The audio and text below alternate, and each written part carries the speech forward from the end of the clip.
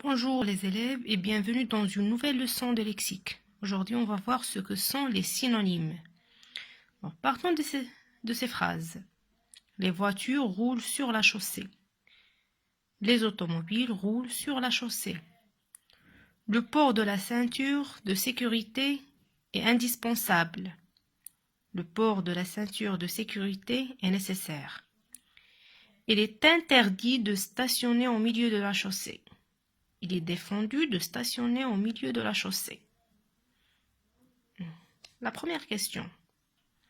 Qu'est-ce qui roule sur la chaussée? Réponse. Les voitures roulent sur la chaussée ou bien les automobiles roulent sur la chaussée. Alors, quand on répond par les voitures ou bien les automobiles, le sens de la phrase ne change pas. Deuxième question. Que peut-on dire des mots en couleur de la phrase A? Ça veut dire voiture et automobile. On va voir que ces deux mots ont le même sens.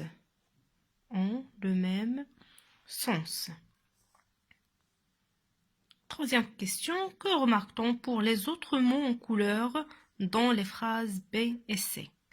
Revenons à ces phrases. Le port de la ceinture de sécurité est indispensable ou bien le port de la ceinture de sécurité est nécessaire. Le mot indispensable et nécessaire ont des sens voisins ou bien à peu près le même sens.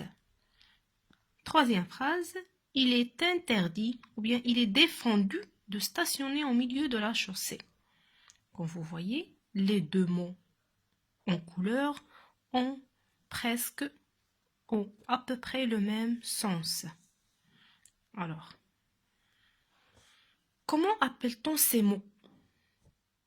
Ces mots qui ont à peu près le même sens ou bien des sens voisins ou un sens très proche, on les appelle des synonymes. Alors, c'est quoi les synonymes? Les synonymes sont des mots qui ont à peu près le même sens. Mais attention, le synonyme d'un mot est de même nature.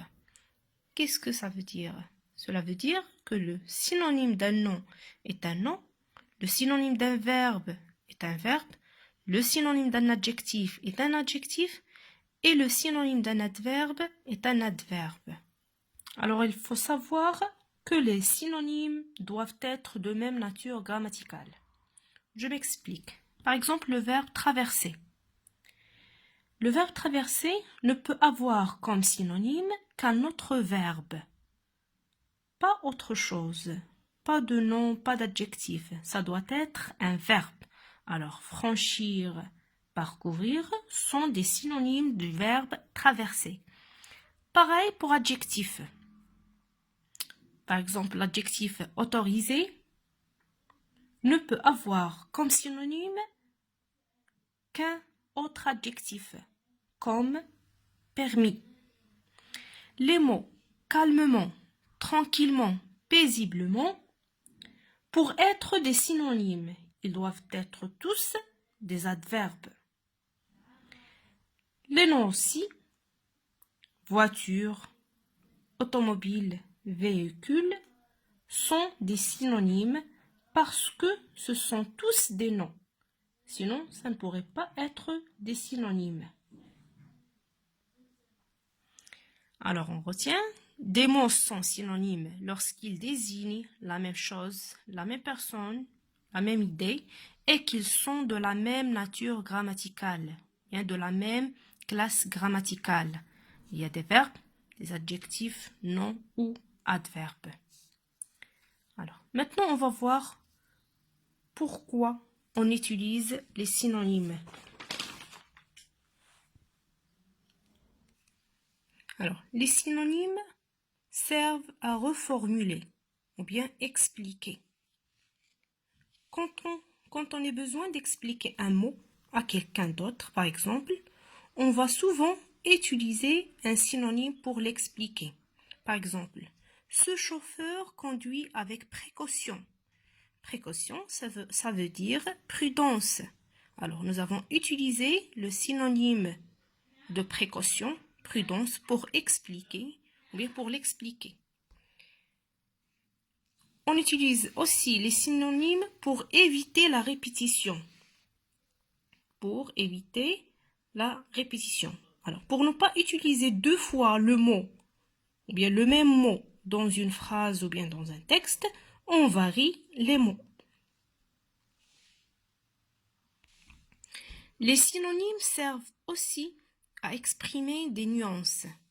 Par exemple, on peut dire « ce paysage est beau » ou bien « ce paysage… » Pardon, j'ai oublié un S ici. « Ce paysage est magnifique » ou bien « ce paysage est splendide ». On peut dire aussi « ce paysage est merveilleux ». Alors, les mots « beau », magnifique, splendide, merveilleux veulent dire la même chose, mais de plus en plus fort.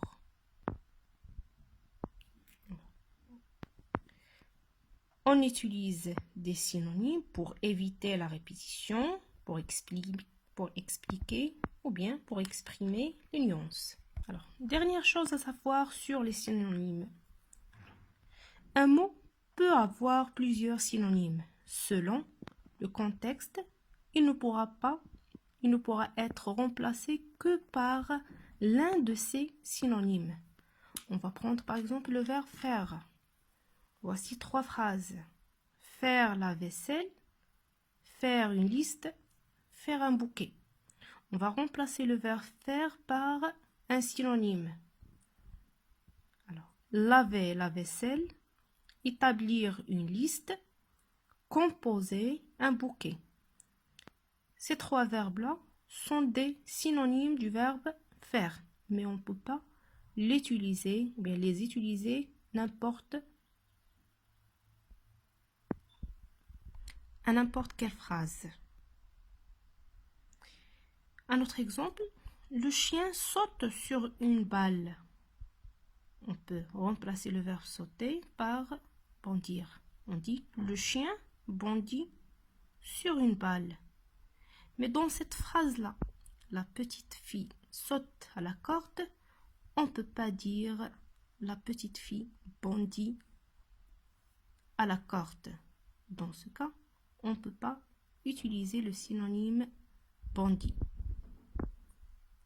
Alors, un mot peut avoir plusieurs synonymes, mais le sens de la phrase nous permet de trouver le synonyme qui convient. Et voilà pour notre leçon d'aujourd'hui sur les synonymes. Pour s'entraîner, faites les exercices page 155. Et à bientôt.